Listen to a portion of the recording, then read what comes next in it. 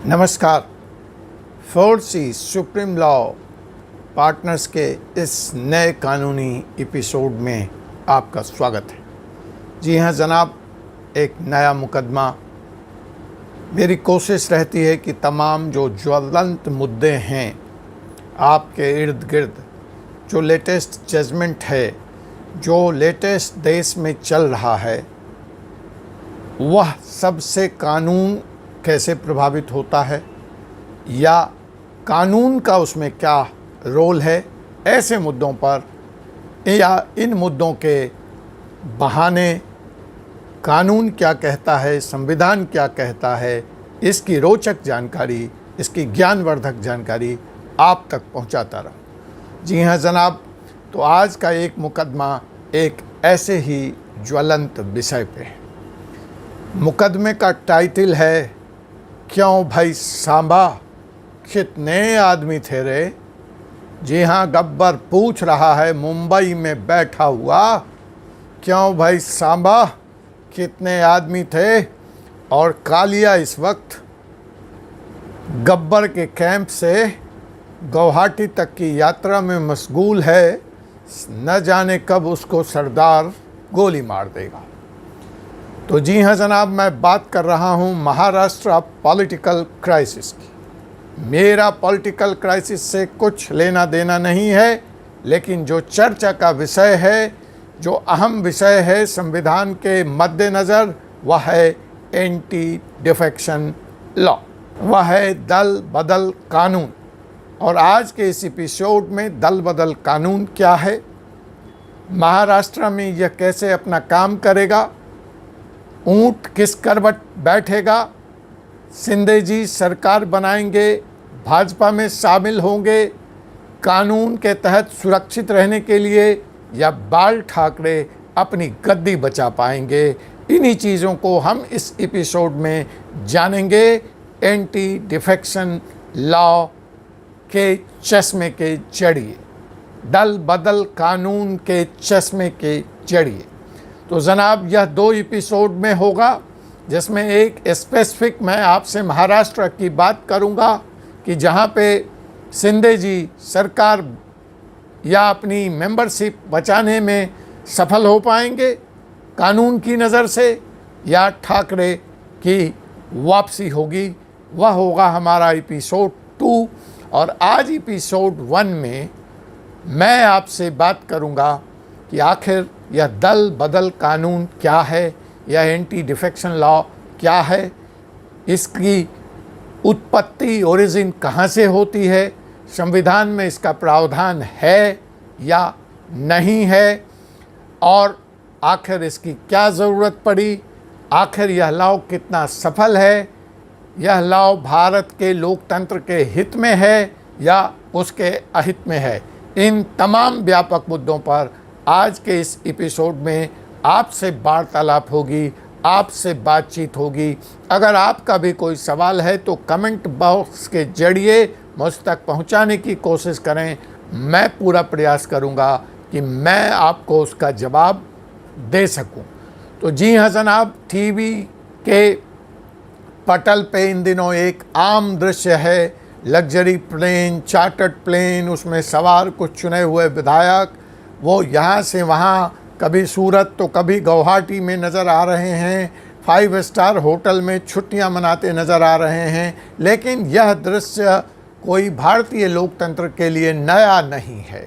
हम समय समय पर ऐसे दृश्य राजस्थान में, कर्नाटका में और भी कई राज्यों में देखते रहते हैं। क्या पता, जी हाँ, मेरी बात नोट कर लीजिए, कुछ ऐसे ही दृश्य आपको जल्दी बिहार में भी देखने को मिले। तो इन सारी मुद्दों पे चर्चा होगी कि आखिर इस दृश्यों के पीछे लोकतंत्र का वह कौन सा सफ़ेद या काला चेहरा है, वह कानून का कौन सा सफ़ेद या काला चेहरा है जो आए दिन भारतीय लोकतंत्र में ऐसे दृश्य उत्पन्न करते हैं।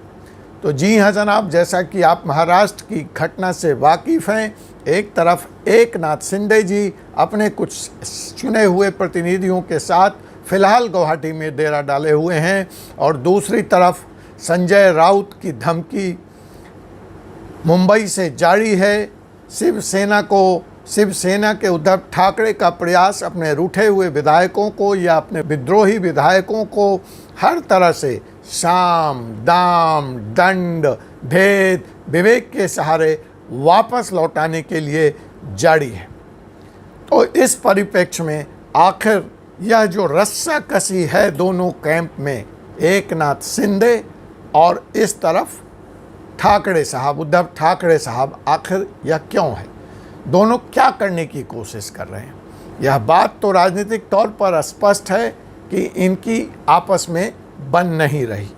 जो एकनाथ शिंदे कैंप है वो तरह तरह का आरोप ठाकरे कैंप पे लगा रहा है और ठाकरे कैंप जो है वो तरह तरह का आरोप शिंदे कैंप पे लगा रहा है।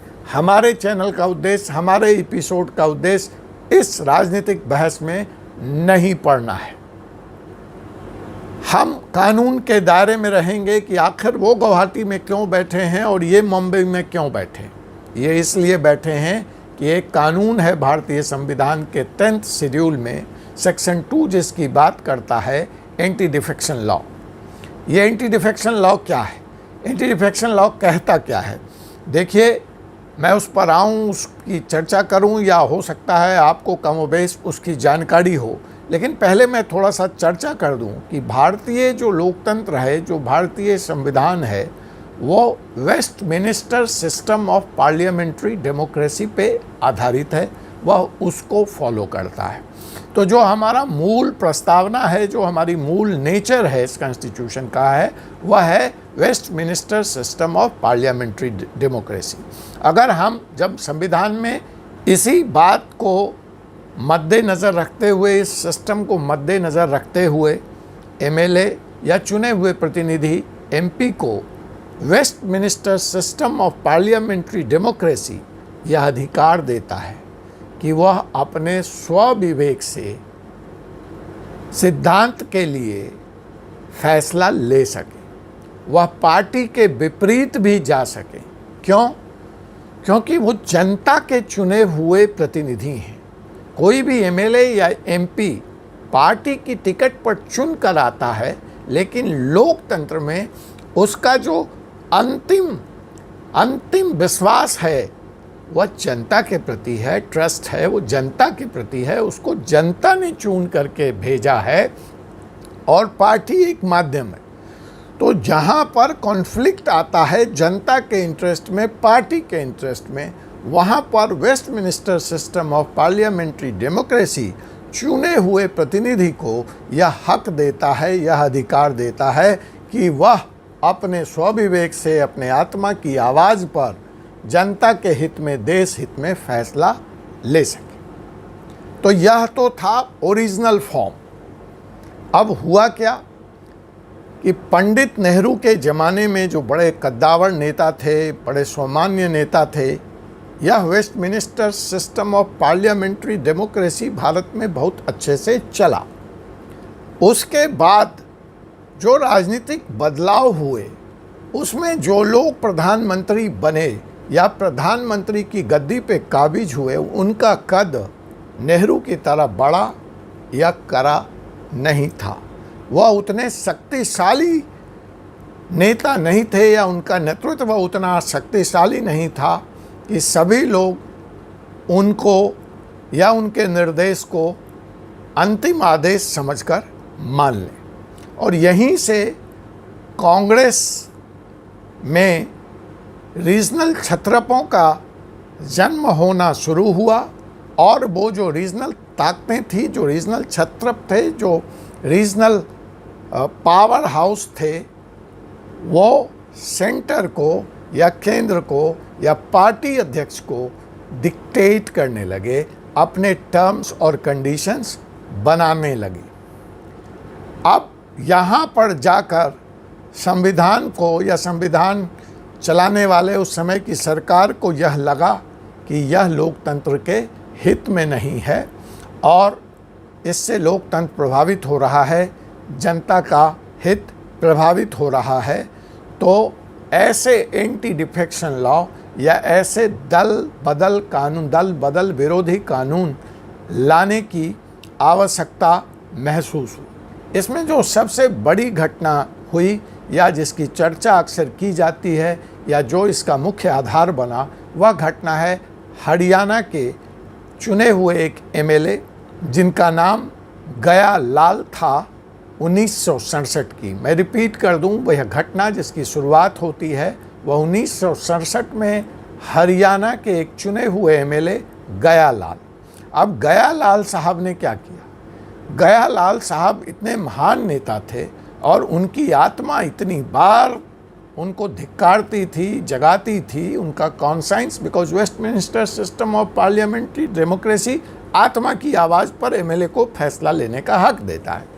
तो हमारे गया लाल साहब जो थे, जो हरियाणा के चुने हुए विधायक, उनकी आत्मा कुछ ज़्यादा ही स्वजागृत थी और उस आत्मा ने या गया लाल साहब ने एक दिन में, जी हाँ जनाब, एक दिन में 3 बार पार्टियां बदल दी। उनकी आत्मा ने उनको 3 बार धिक्कारा। उन्होंने कहा नहीं नहीं, मुझे तो आत्मा की आवाज़ सुननी है, मुझे पार्टी की आवाज़ नहीं सुननी, मुझे पार्टी का व्हिप नहीं सुनना, मुझे पार्टी नेता की नहीं सुननी है। और उन्होंने एक दिन में 3 दल बदल दिए। अब जब यह घटना हुई तो वहीं से एक नया शब्द की उत्पत्ति हुई, क्योंकि जब तक लोगों को मालूम होता था कि गया लाल इस पार्टी में पहुँचे, तब तक वो उनसे कंफर्म करना चाहते थे, तब तक वो दूसरे दल में पहुँच चुके होते थे। तो वहाँ से एक कहावत शुरू हुई, आया राम और गया राम। पता ही नहीं वो कब आए और कब चले गए। तो ये टर्म आया ऐसे निर्वाचित प्रतिनिधियों के लिए कि जिनकी उपस्थिति बहुत कम समय के लिए एक पार्टी के साथ जुड़ी हुई थी या जो बिल्कुल अनप्रिडिक्टेबल थे। उनके बारे में कुछ अंदाज लगाना, कुछ कहना बड़ा मुश्किल था। तो इस परिस्थिति को देखते हुए कांग्रेस लगातार इससे प्रताड़ित थी, प्रभावित हो रही थी। अंततः एक बहुमत का दौड़ आया कांग्रेस का, राजीव गांधी जी के नेतृत्व में प्रधानमंत्री, और उन्होंने इस समस्या को, इस अनुशासन को या इस गैर अनुशासन पर लगाम लगाने की सोची और संविधान में एंटी डिफेक्शन लॉ लागू कर दिया, जो कि भारतीय संविधान के 10th शेड्यूल में इंट्रोड्यूस किया गया। और वहाँ से एक नई गाथा भारतीय लोकतंत्र की शुरू हुई, जो कि Westminster system of parliamentary democracy, जो इसका ओरिजिनल नेचर था, उसके विपरीत थी। जो स्वतंत्रता चुने हुए प्रतिनिधियों को आत्मा के आवाज़ पर लेने की छूट थी Westminster system of parliamentary democracy में, वह इस संविधान के संशोधन के बाद, इस लॉ के लागू होने के बाद उस पर कुछ रोक लगा दी गई। और यही रोक एंटी डिफेक्शन लॉ के नाम से जाना जाता है, जहां अब यह बाध्यता थी कि एमएलए या एमपी दलगत नीतियों के, अपने नेता के कहने और सुनने के अनुसार काम करेगा।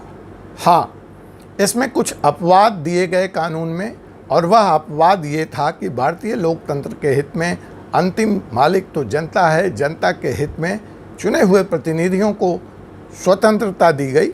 वह स्वतंत्रता क्या थी कि अगर एक पार्टी विशेष का 2/3 बहुमत अपने नेता में विश्वास नहीं रखता है और एक साथ या तो अपना अलग गुट बना लेता है या किसी दूसरी पार्टी में मर्ज हो जाता है, लेकिन इसकी शर्त है कि पार्टी की जो निर्वाचित प्रतिनिधियों की संख्या है उसका 2/3 बहुमत होना चाहिए।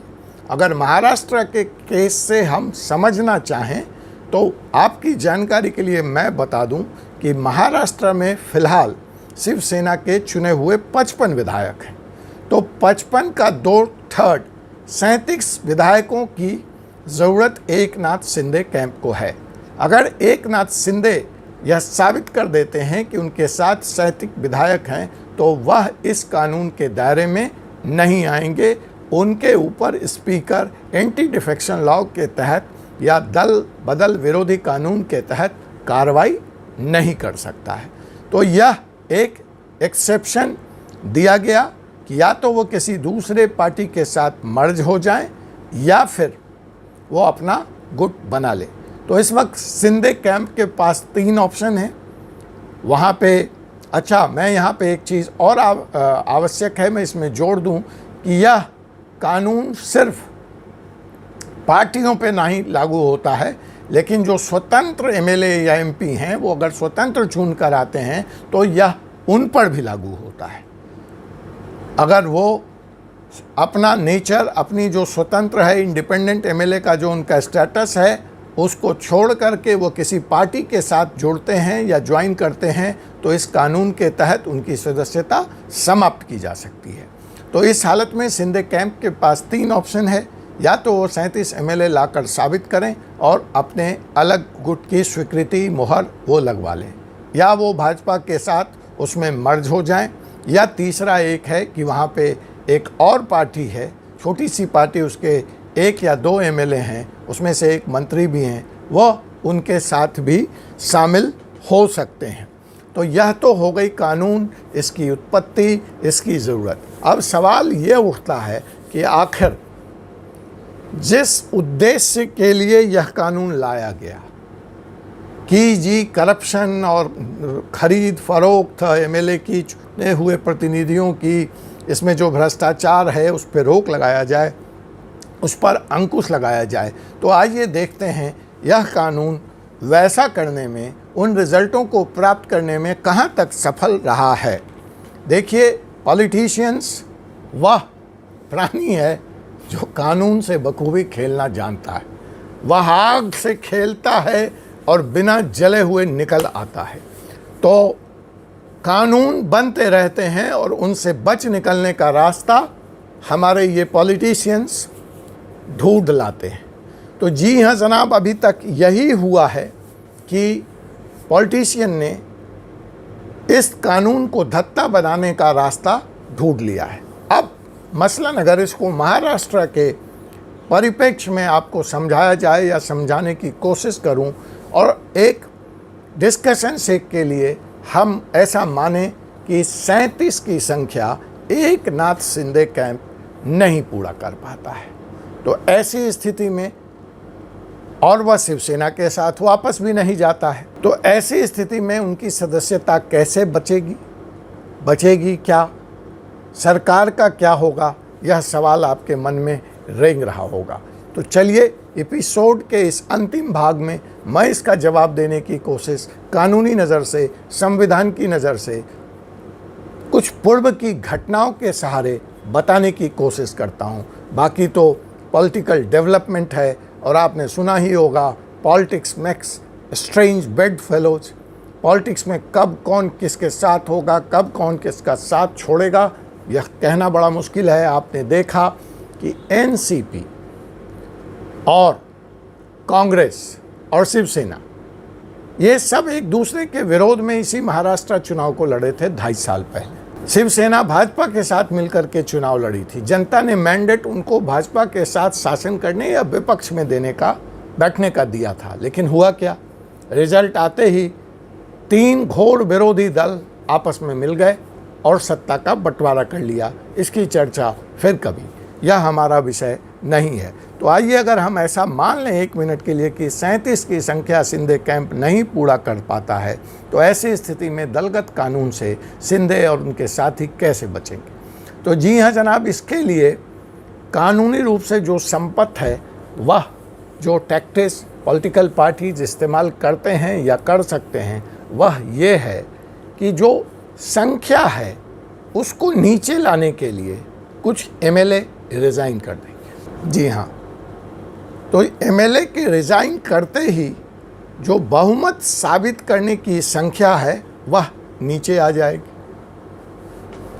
जब वह संख्या नीचे आएगी तो उस हालत में क्या होगा? जो हाफवे मार्क है वो नीचे आएगा, तो जो दूसरी पार्टी जो सत्ता पे अपना दावा पेश करना चाहती है वह उस जादुई आंकड़े तक पहुंच जाएगी, और जो पहली पार्टी अभी सत्ता में है वो बहुमत के अभाव में सत्ता से बाहर हो जाएगी। दूसरी पार्टी का क्लेम हो जाएगा, फ्लोर टेस्ट हो जाएगा, और सत्ता का हस्तांतरण बिना दल विरोधी कानून के या एंटी डिफेक्शन लागू के परिधि में आए हो जाएगा।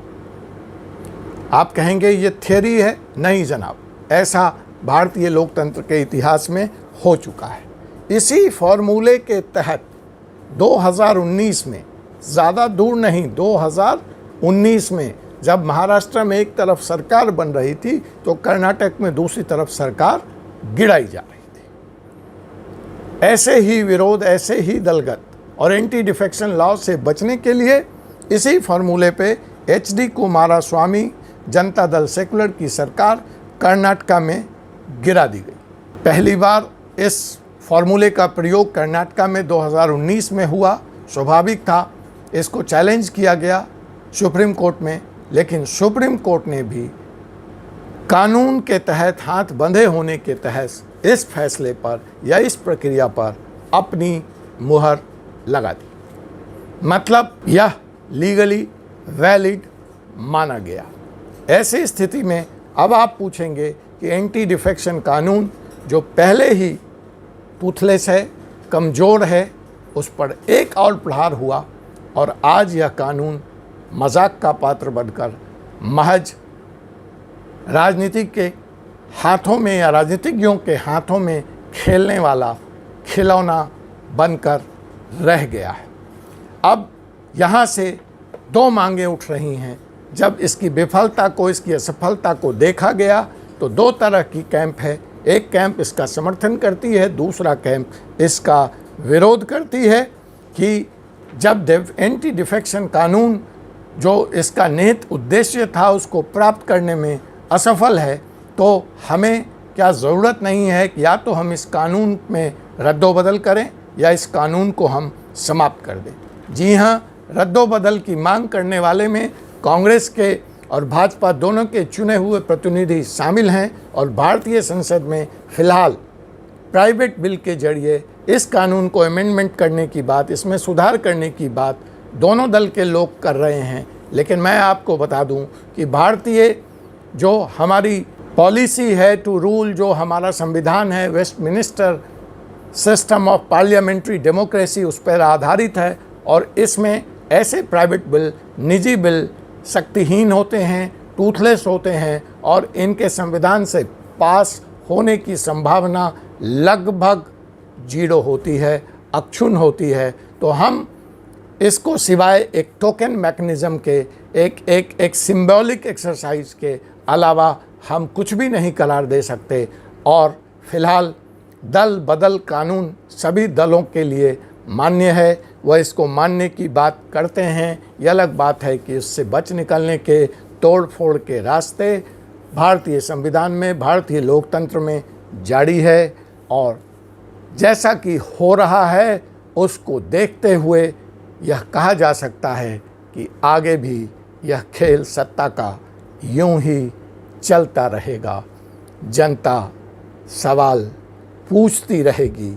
मैंने इशारा किया है बिहार की तरफ। बिहार में भी परिस्थितियां बदल चुकी हैं। भारतीय जनता पार्टी अब वहां सबसे बड़ी पार्टी के तौर पर उभरकर सामने आ चुकी है। क्या ऐसा ही कुछ आने वाले दिनों में हम बिहार में भी देखने जा रहे हैं? जो होगा उस पर फिर चर्चा होगी। मैं आऊँगा आप तक, तब तक के लिए ओवर टू मुंबई। मैं हूं आपके कानून का doctor Ajay Kumar Pande, advocate, supreme court of India. आप बम्बई की ताज़ा तरीन घटना से कानून की नज़र से समझना चाहते हैं, अवगत होना चाहते हैं, संविधान की नज़र से चर्चा करना चाहते हैं, तो सब्सक्राइब कीजिए अभी 4C सुप्रीम लॉ पार्टनर्स के इस कानूनी चैनल को और बेल आइकन बटन को दबाना ना भूलें ताकि आपको इसकी सूचना मिलती रहे। चैनल को कानून में रुचि रखने वाले छात्रों के लिए विशेष महत्व है, उन तक पहुंचा दें, उन तक शेयर करें। और आपको मेरी बात अच्छी लगी हो, बुरी लगी हो, आपका कोई सवाल हो, मुझे ज़रूर कमेंट बॉक्स में बताएं ताकि आने वाले एपिसोड में मैं आपकी इच्छाओं के अनुरूप ऐसे और शो ला सकूं। धन्यवाद। जय हिंद, जय भारत, जय संविधान।